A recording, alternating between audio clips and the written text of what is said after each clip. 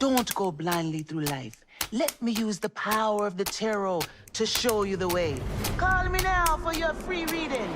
There's a new Lifetime movie that brings us into the world of a woman most recognized on our TV screens in the late 90s, early 2000s. And you might recognize, I think, the accent. You want to do it for me? Miss Cleo. Miss Cleo. Yes. Call me now for your free reading. Boom, right there. Now, this, you fooled me almost when watching the film because you really embodied Miss Cleo. And if you don't know who this queen next to me is, this is rapper, actress extraordinaire, Robin, the Lady of Rage Allen, who does play Miss Cleo in Miss Cleo Rise, Her Fall. Yes. It's coming out on Lifetime this weekend. Yes. But boy, what a movie. What a movie, yes. How did you get attracted to this role to begin with? Because my understanding is you were sought out specifically for the role. I definitely was sought out. Shockingly enough, I was sought out for this role. I was working on a project with Hillionaire Productions, and Jamie McCoy presented the offer to me while I was on set, and she said what I didn't know was that this was actually an audition for this particular role. And she presented it to me, and I ran with it. I was shocked at first, and once I got over that, I was like, okay, yeah, let's do this. Let's do this. Yes. And you did that. You really did. Because this story is so intricate. I had no idea that Miss Cleo was a playwright before, single mother, really aspiring actress, all these things, and then somehow landed working at a call center. Psychic Readers Network. I'm telling you. Yes. And then things take a big turn for her. How did you connect with her as a person while playing her in this film? Well, she was a single mother. She had struggles with her family. I had struggles with she had struggles with her mother. I had struggles with my mother. Like I said, she was a single mother trying to do what she could to survive. I think a lot of us can relate to that, being a single mother or just being a person here on this earth trying to survive. Hello. So, you know, I connected in those ways. Just her will and her drive also. I have a strong will and a strong drive to succeed in whatever I do, and she seemed to have that same type of attitude. Whatever she did, she wanted to be great at it.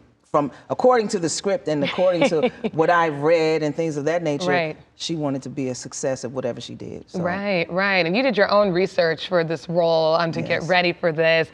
I'm interested to see what you think her legacy will be after people see her full story, because she wasn't the one getting the money. She was not the one getting the money. The owners of the Psychic Readers Network were the ones that were raking in the dough. She didn't get 1/3, not a portion of what they received. And a lot of people think that she was the one that was reaping the benefits, and she was not. So I think their perception will definitely change.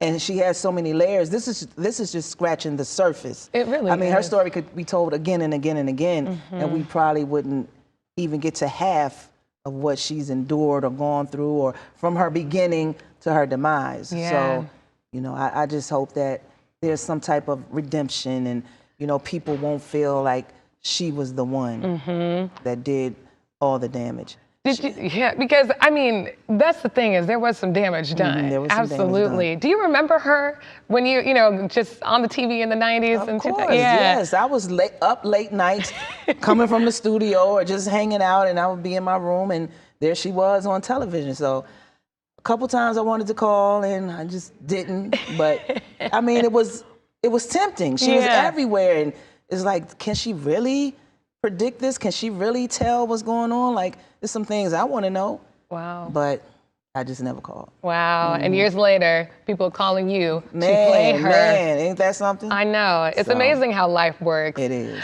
Before you go, actually, I do want to talk a little bit about your other projects, because you have so much on your plate, and you also have had this incredible longevity. I mean, you started in music, and look at you now, literally. Yes, look at me. Acting is my first love.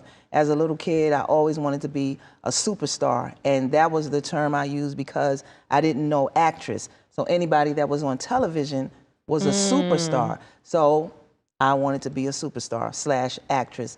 And I used to write poetry. So when rap came out, the transition from poetry to rap was not that far, because rap is poetry to music. and I just figured I'd use rap as a stepping stone to get to where I really wanted to be, which is acting. So here I am.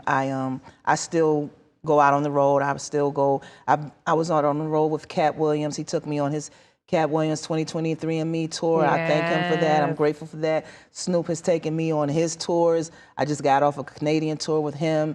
He's all over the place. I've been going on auditions and things like that. So hopefully I'll be getting some calls. Like I've landed the role. Call her now. Call me now for that role. I want that role now. So that's what's going on for me, and I'm really grateful to God that these opportunities are coming my way. I am too. You have a really beautiful spirit. Your energy you. is great when you step into the space. You should have seen the people trying to take pictures with her, what she was trying to do this interview, okay? But again, most importantly, she has a film out this Saturday on Lifetime, Miss Cleo, Her Rise and Fall. So for more information, everybody, head over to atlLiveshow.com. And Robin, thank you for being here with us. Thank you so much.